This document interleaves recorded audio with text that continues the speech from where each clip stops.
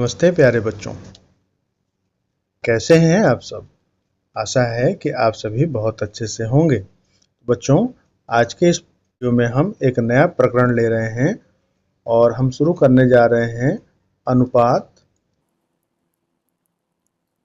व समानुपात को। अनुपात को बच्चों हम इंग्लिश में रेशियो कहते हैं और समानुपात को जो है प्रोपोर्शन कहा जाता है।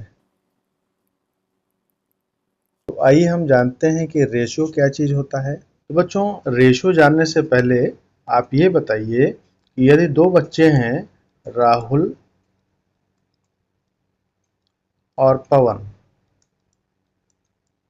तो बच्चों मान लेते हैं राहुल के पास 15 टॉफियां हैं और पवन के पास 20 टॉफियां हैं। तो इनका तुलनात्मक अध्ययन हम कैसे करेंगे? राहुल और पवन के पास जो टॉफियां हैं उनकी तुलना हम कैसे करेंगे? तो इसकी तुलना करने के लिए हम क्या करेंगे? 15 और 20 का आपस में भाग देंगे और इसे हम क्या करेंगे? सरल करेंगे। ये दोनों ही राशियां जो हैं 5 से विभक्त होंगी, ये 3 बार में और ये 4 बार में। तो यहाँ पर हमने ये देखा कि राहुल और पवन की टॉफियों में 3 और 4 का अनुपात है। ठीक है, तो इस प्रकार से हम किन्हीं भी दो राशियों के बीच जो संबंध होता है उसे हम अनुपात के रूप में व्यक्त कर सकते हैं, बशर्ते आपको दोनों राशियां जो दी गई हैं वो समान होनी चाहिए। जैसे यहाँ पर 15 टॉफियां और 20 टॉफियां ली गई हैं, तो यहाँ पर दोनों टॉफियां ही होनी चाहिए, न कि कुछ और। जैसे यदि हम रुपए और पैसे की तुलना करते हैं, उनमें अनुपात निकालते हैं, तो हमें रुपए को पैसे में बदलना पड़ेगा। यदि हम रुपए और पैसे का अनुपात निकालते हैं तो हमें रुपए को पैसे में बदलना पड़ेगा। 1 रुपए में 100 पैसे होते हैं। ठीक है, यदि मान लीजिए 5 रुपए और 200 पैसे का अनुपात निकालना है, तो आप जानते हैं कि 1 रुपए में 100 पैसे होते हैं, तो 5 रुपए में कितने पैसे हो जाएंगे? 500 पैसे। अब हमें 500 पैसे और 200 पैसे का अनुपात ज्ञात करना है, तो हम क्या करेंगे? इन्हें सरल करेंगे, भाग के रूप में लिखेंगे और फिर सरल करेंगे। तो यहाँ आपको अनुपात क्या मिल जाएगा? 5/2 मिल जाएगा। और अनुपात को हम लिखने के लिए दो बिंदुओं का प्रयोग इस प्रकार से करते हैं और इसे हम अनुपात का चिन्ह कहते हैं। तो 5/2 को हम 5:2 के रूप में लिख सकते हैं। तो इस प्रकार हमने देखा कि 5 रुपए और 200 पैसे में 5 और 2 का अनुपात है। तो बच्चों, अब तो आप समझ ही गए होंगे कि अनुपात क्या है और अनुपात किसे कहते हैं। तो बच्चों, अनुपात क्या है कि यदि दो राशियों कोई भी राशि आप मान सकते हैं, यहाँ पर हम a और b ले लेते हैं। दो राशियां हमने ले ली a और b। तो जब भी दो राशियों a और b जिसमें कि b अशून्य हो, b का मान 0 ना हो, ऐसी राशियों की तुलना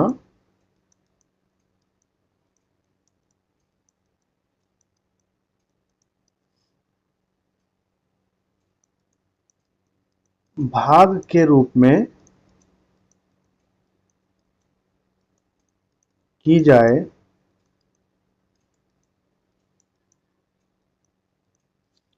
तो a और b का अनुपात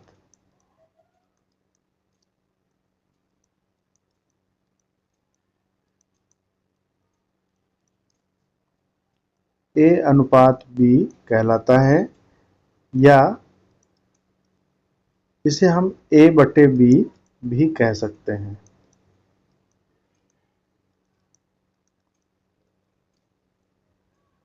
तो बच्चों, यहाँ आपने देखा कि a और b की तुलना भाग के रूप में की जाए। तो यहाँ भाग के रूप में करने का क्या मतलब है?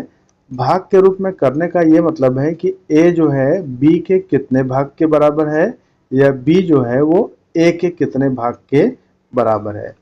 उदाहरण के रूप में जैसे हमने 15 और 20 का अनुपात लिया, तो 15 और 20 के अनुपात के लिए हमें क्या करना होगा? 15 और 20 को आपस में भाग देना पड़ेगा। ठीक है, तो यहाँ हमने 15 को 20 से भाग दिया और इसे सरलतम रूप में लिखना पड़ेगा। तो किसी भी अनुपात को सरलतम रूप में लिखने के लिए हम क्या करते हैं, उसके एचसीएफ से भाग देते हैं, यानी मौसा से। तो यहाँ जो मौसा प्राप्त हो रहा है 15 और 20 का, वो क्या हो रहा है, ये 5 हो रहा है। 5 से भाग देंगे तो ये 3 बार में कट जाएगा और ये 4 बार में कट जाएगा। तो सरलतम जो मान हुआ इसका वो 3/4 हो गया, या फिर इसे अनुपात के रूप में हम 3:4 करके लिख सकते हैं। बच्चों यहाँ एक और चीज ध्यान देने की बात यह है कि जब भी हम अनुपात निकालते हैं तो इसे आप नोट करके बल्कि लिख लें कि राशियां जो हैं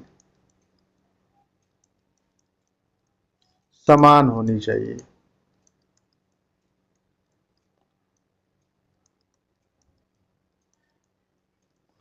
जिन राशियों की तुलना आप कर रहे हैं, जिनका अनुपात निकाल रहे हैं, वे राशियां आपस में समान होनी चाहिए। जैसे हमने ए और बी निकाला, तो यदि ए पेंसिलों की संख्या और बी पेंसिलों की संख्या है तभी आप इनका अनुपात निकालेंगे। यदि ए पेंसिलों की संख्या और बी जो है रबर की संख्या हो तो आप इनका अनुपात नहीं निकाल सकते। राशियों को हमें पहले समान करना होगा। दूसरा इसमें मुख्य बिंदु क्या है कि अनुपात का जो हर है, हर अशून्य होना चाहिए।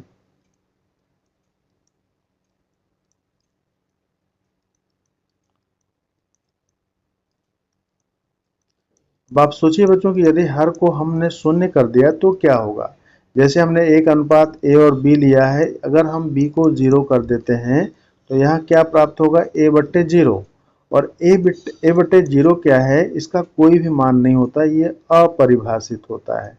ठीक है, तो यह जो a/0 प्राप्त होगा इसका कुछ भी मान नहीं होता, यह अपरिभाषित होता है। यदि a/0 हम कर देते हैं तो इसका कुछ भी मान नहीं होता है, इसे हम अपरिभाषित मानते हैं या फिर अनडिफाइंड कहते हैं।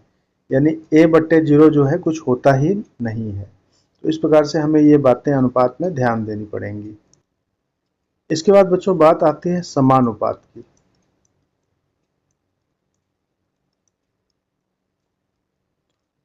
समानुपात जैसा कि नाम से ही स्पष्ट हो रहा है, समानुपात को यदि हम तोड़ेंगे दो भागों में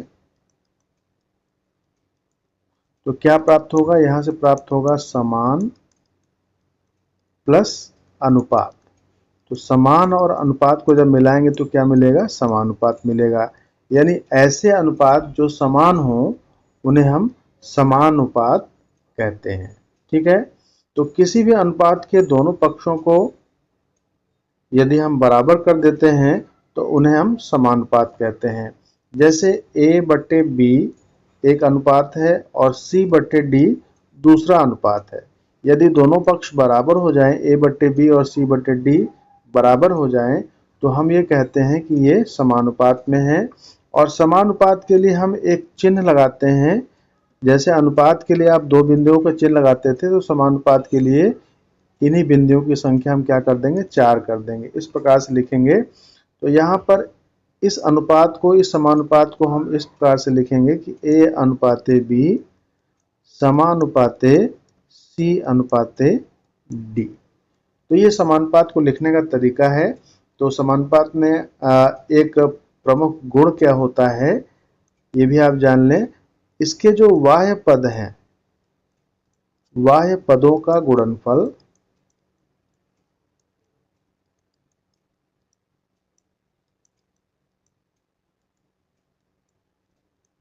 सदैव जो है मध्य पदों के गुणनफल के बराबर होगा।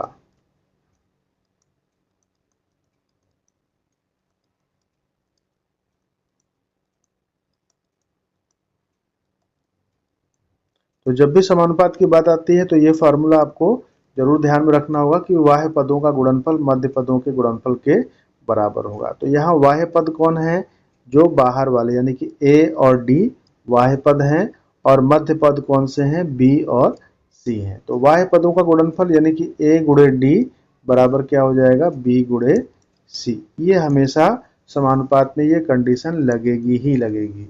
यदि मान लीजिए यहाँ दो अनुपात 1:2 और समानुपात में है 4:8 के, तो आप इस प्रॉपर्टी को, इस गुण को यहाँ पर वेरीफाई भी कर सकते हैं। यदि हम बाह्य पदों का गुणनफल करें तो क्या मिलेगा, 1 गुणे 8, ये किसके बराबर हो जाता है, 8 के। और मध्य पद यानी 2 और 4 का गुणा करें तो ये किसके बराबर होता है, ये भी 8 के बराबर होता है। तो ये सदैव जो है इस गुण का पालन करता है, समानुपात बाह्य पदों का गुणनफल बराबर मध्य पदों का गुणनफल। तो बच्चों, इस सूत्र के माध्यम से यदि 4 राशियों में से कोई एक राशि अज्ञात हो तो इस सूत्र का प्रयोग करके हम उस अज्ञात राशि को आसानी से ज्ञात कर सकते हैं। तो आइए बच्चों, अब बात करेंगे हम समानुपात के प्रकार के बारे में। समानुपात कितने प्रकार के होते हैं? तो समानुपात जो होते हैं मुख्यतः 2 प्रकार के होते हैं। पहला होता है अनुलोम समानुपात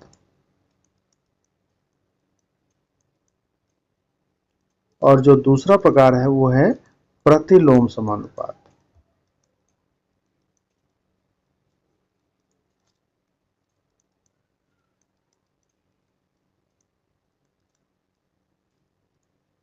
तो अनुलोम समानुपात को हम डायरेक्ट प्रोपोर्शन कहते हैं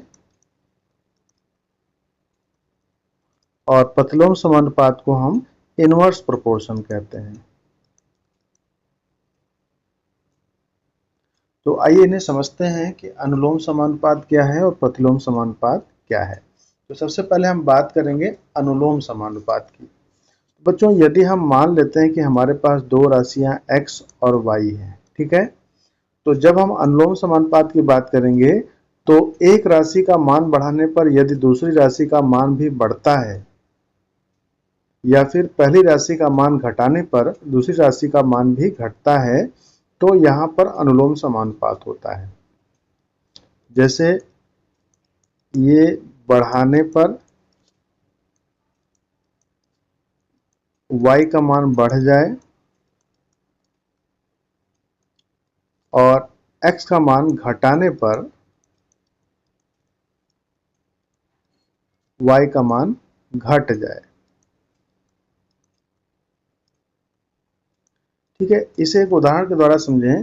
यदि हम मान लीजिए 2 कलमों का मूल्य 10 रुपए है, ठीक है, तो 5 कलमों का मूल्य क्या होगा, 25 रुपए। ठीक है, तो कलम 2 थे, मूल्य 10 रुपए, कलम की संख्या हमने बढ़ा दी तो मूल्य क्या हो गया, बढ़ गया। अब हम कलम की संख्या घटाते हैं, यानी हम कह दें कि एक कलम का मूल्य क्या है, तो मूल्य क्या हो गया, 5 रुपए हो गया।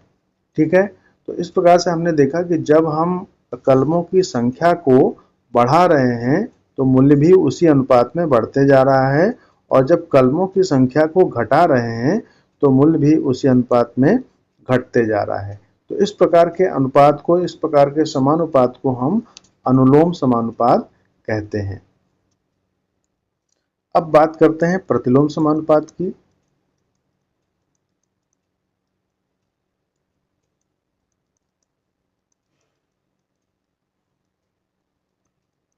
तो जैसा कि इसका नाम है प्रतिलोम, तो अनुलोम का जस्ट उल्टा होता है प्रतिलोम।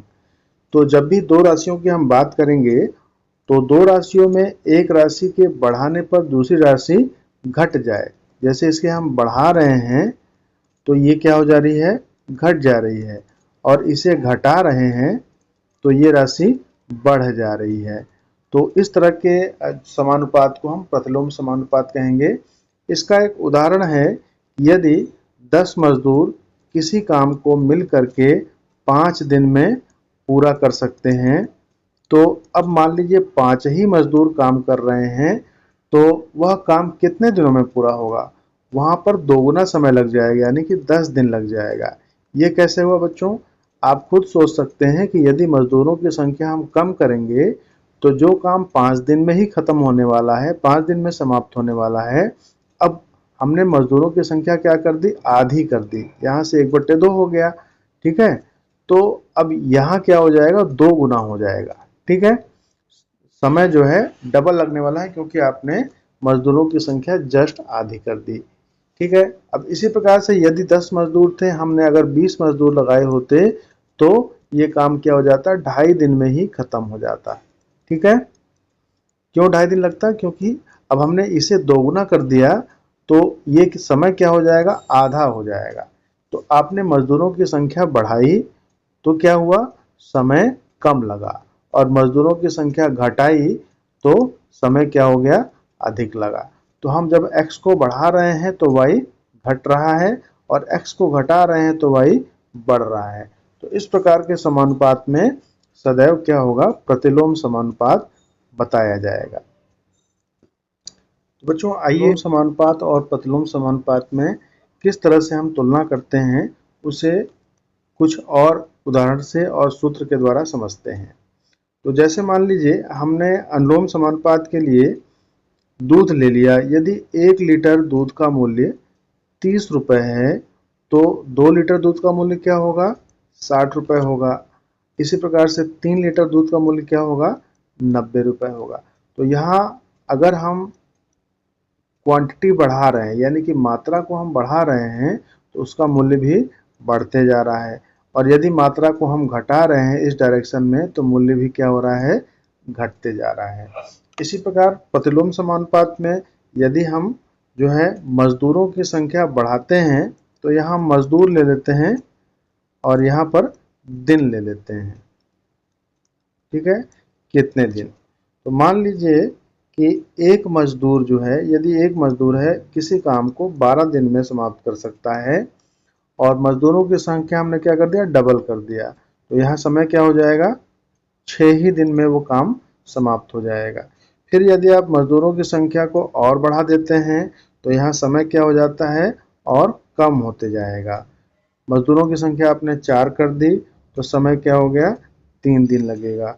फिर मजदूरों की संख्या आपने 6 कर दी तो समय कितना लगेगा, 2 ही दिन में वो काम आपका समाप्त हो जाएगा। तो आप यहाँ देख रहे हैं कि यहाँ उल्टा अनुपात है। जब हम मजदूरों की संख्या को बढ़ा रहे हैं तो यहाँ पर दिन क्या हो रहा है, ये घटते जा रहे हैं। आप देख रहे हैं 12, 6, 4, 3, 2 ये घटते जा रहा है। और यहाँ पर जो है इनमें प्रतिलोम संबंध है, और यहाँ इनमें क्या था, अनुलोम संबंध है। तो यदि इसे हम x ले लें और इसे y ले लें, और यहाँ भी इसे x और y ले लें, तो यहाँ पर क्या होता है, x और y का जो है बिल्कुल अनुपात समान होता है। ठीक है, तो यदि हम इसे भिन्न के रूप में लिखें तो यहाँ पर हम लिखेंगे x बट्टे y बराबर स्थिरांक या कांस्टेंट, यानी x और y का मान सदैव स्थिर रहता है। जैसे 1/30 आपने देखा, 1/30 यहाँ आया, जब 2/60 लेंगे तो इसका मान भी क्या आ जाएगा, 1/30 आ जाएगा। 3/90 लेंगे, इसे भी सरल करने पर आपको 1/30 ही मिलने वाला है। और यहाँ क्या हो रहा है, x और y में इनवर्स प्रोपोर्शन है, यानी प्रतिलोम अनुपात है। तो यहाँ x और y का जो गुणनफल होगा वो क्या हो जाएगा, स्थिर होगा। ठीक है, एक कांस्टेंट के बराबर होगा, स्थिरांक हो जाएगा। ठीक है, तो जैसे आपने देखा कि 1 गुणे 12 का मान 12 आ गया, 2 गुणे 6 का मान भी 12 है, और इस तरीके से यहाँ 3 गुणे 4 का मान भी 12 है। फिर आप देखेंगे यहाँ 4 गुणे 3, इसका मान भी क्या आएगा, 12 आएगा, और लास्ट में 6 गुणे 2 भी 12 आने वाला है। ठीक है, तो इसी प्रकार इसे हमने व्यवस्थित करके रखा था कि x और y का जो गुणनफल है वो सदैव स्थिर आना चाहिए, और यहाँ पर अनुलोम में क्या होना चाहिए, x बट्टे y का जो अनुपात होगा वो सदैव स्थिर होना चाहिए। बच्चों कुछ अनुपात और होते हैं, उन्हें भी जान लें। जैसे एक अनुपात होता है वर्गानुपात।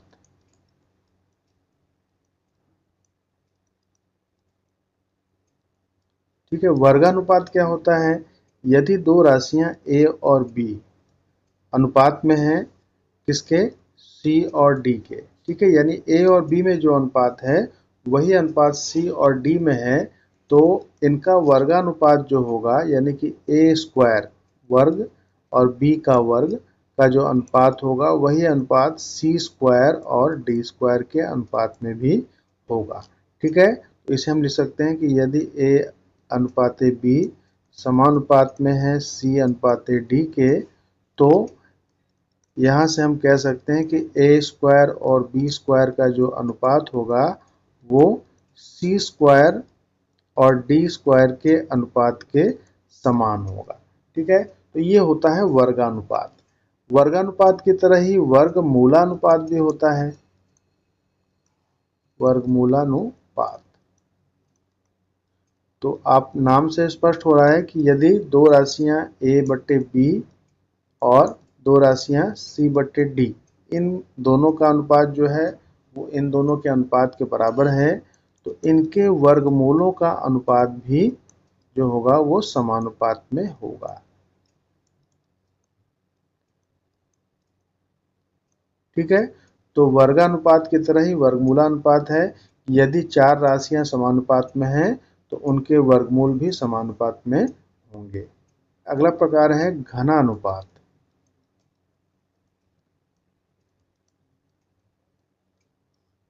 तो यहाँ भी हम चार राशियां लेंगे। हमने ए बी सी डी चार राशियां ले ली हैं। यदि ए और बी का जो अनुपात है वो सी और डी के अनुपात के बराबर है, अर्थात ए अनुपाते बी समानुपात में है सी अनुपाते डी के, तो इनके जो घनों का अनुपात होगा यानी ए क्यूब बट्टे बी क्यूब, ये सी क्यूब बट्टे डी क्यूब के बराबर होगा। तो यहाँ से आप कह सकते हैं कि ए क्यूब रेशियो बी क्यूब, ये जो होगा सी क्यूब अनुपाते डी क्यूब के समानुपात में होगा। और जैसे कि आपने घनानुपात देखा वैसे ही घनमूलानुपात भी होता है। तो घनमूलानुपात में क्या होता है कि यदि चार राशियां a, b, c और d ये समानुपात में हैं तो इनके जो घनमूल होंगे यानी a का घनमूल और b का जो घनमूल होगा उनमें जो अनुपात होगा वही अनुपात c और d के घनमूल के अनुपात में होगा। इसे ही हम क्या कहते हैं, घनमूलानुपात कहते हैं। ठीक है, यहाँ पे हमने सबका घनमूल ले लिया हुआ है। ठीक है, तो बच्चों ये तो कुछ कॉन्सेप्ट वाली बात हुई।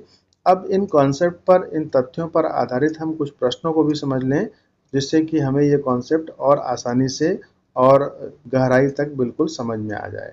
आइए कुछ प्रश्न देखें। बच्चों यहाँ प्रश्न है कि यदि 3:5 बराबर 9:x हो तो x का मान ज्ञात करना है। तो यहाँ दो अनुपात हैं और दोनों अनुपात क्या हैं, बराबर हैं। बराबर होने का मतलब ये समानुपात में है। तो आप लिखेंगे कि चूंकि ये राशियां समानुपात में हैं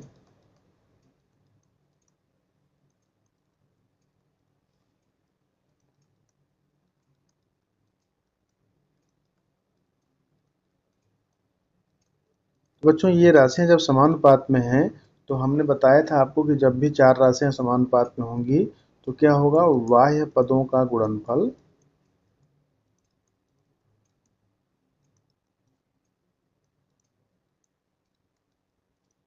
किसके बराबर होगा, ये मध्य पदों के गुणनफल के बराबर हो जाएगा।